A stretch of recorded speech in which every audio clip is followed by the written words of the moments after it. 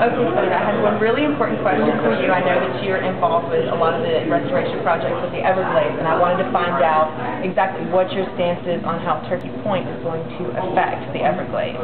Well, Turkey Point obviously has been there for many, many decades and will be there for many decades. I don't think there's a significant impact at all from Turkey Point on the Everglades. The major impact on the Everglades has been the elimination of natural flows of water into the Everglades.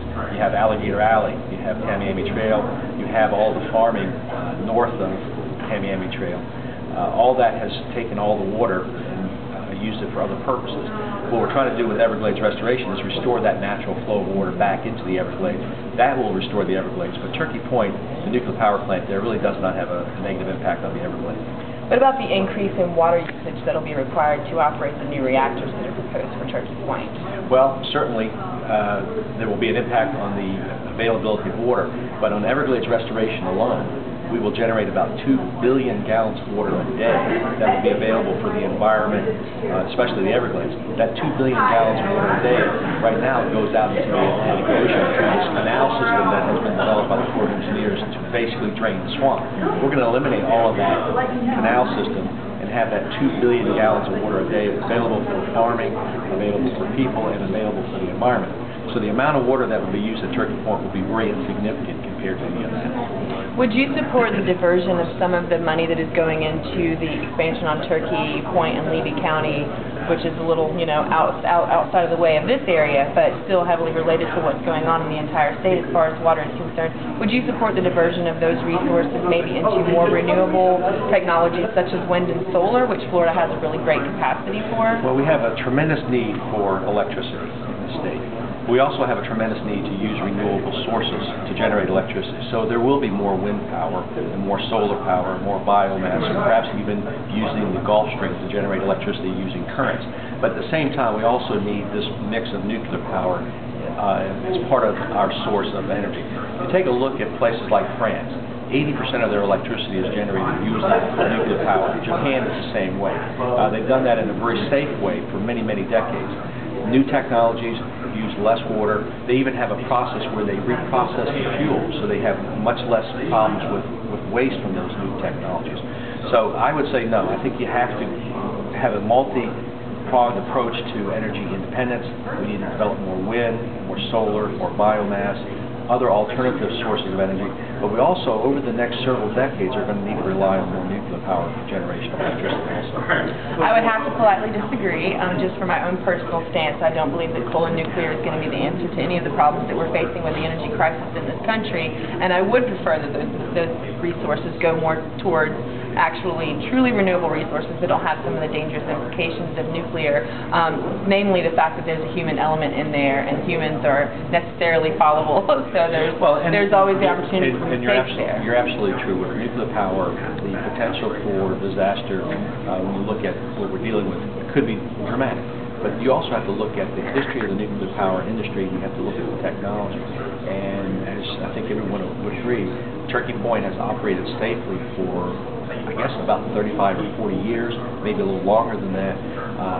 The new plants that will go, the new units that will go into Turkey Point are a new generation of nuclear power plants that are being used all over the world in a very safe manner. So I understand the concern, but I think those concerns have been adequately addressed with the technology. Now, in the long-term future, the next 50 years, the next 100 years, certainly there are going to be other sources of energy. We may even be able to use fusion energy to generate electricity. We may be able to use much more solar, much more wind, and eliminate the total need for those old fission types of nuclear power plants, and eliminate the total need for any coal or oil or natural gas to generate electricity. That'd be great. But it's going to take us a while to get there, and so I firmly believe that nuclear power is a part of that mix, at least for the foreseeable future.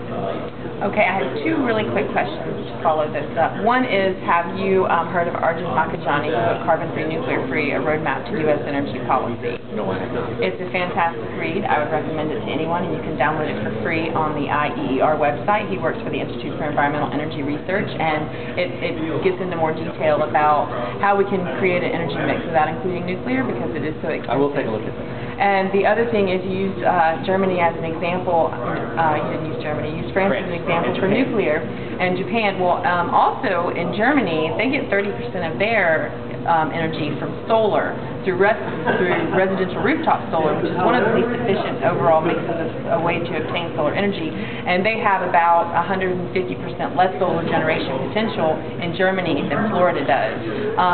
So in relation to the example you used with France, how would you feel about maybe trying to really plug into that potential that the sun gives them? Clearly, the sun is the best source of energy. Here in Florida, we are promoting much more use of solar, both from a commercial standpoint, but also for individuals. So we have tax incentives, tax breaks for individuals putting solar facilities on their own homes. That is going to be a major component of our energy future, and one that will be clean and basically free after you have the initial cost of the equipment. And so that's very important. And Germany, you're correct, they do generate an awful lot of energy using solar. And so that will certainly be a part of it. I think the question is, from your perspective and my perspective, what other things are we need to do to make sure we have enough energy for our growth, enough energy for our industry? And I think nuclear will continue to be a part of that, even with taking full advantage of the opportunities that we have from solar power. So that's very, very important. I agree. And we can agree to disagree on the nuclear standpoint, because conservation, I think, could go a long way towards meeting those needs, and I appreciate your time. Thank you, and I agree, conservation is very important. Thank you so much.